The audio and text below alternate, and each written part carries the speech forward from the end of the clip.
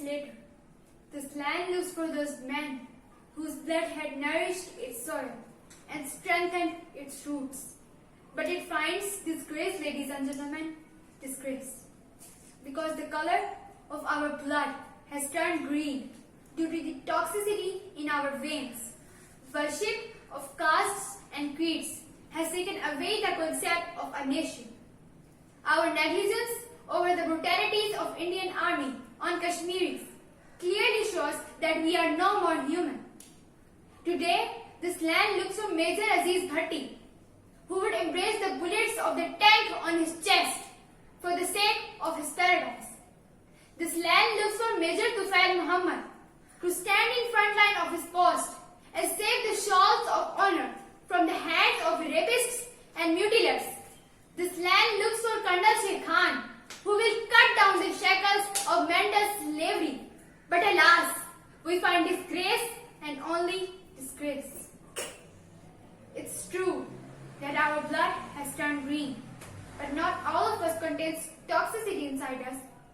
And it's the nectar of life which flows through the bodies and makes them the sacred bodies of patriots, who become the seed of peace and prosperity when buried in this soil.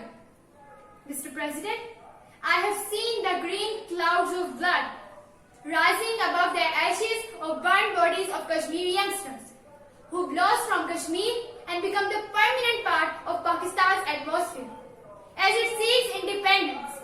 I have seen the students of APS bleeding green and their dying bodies raising slogans for an educated land. I have seen the soldiers bleeding green on our borders.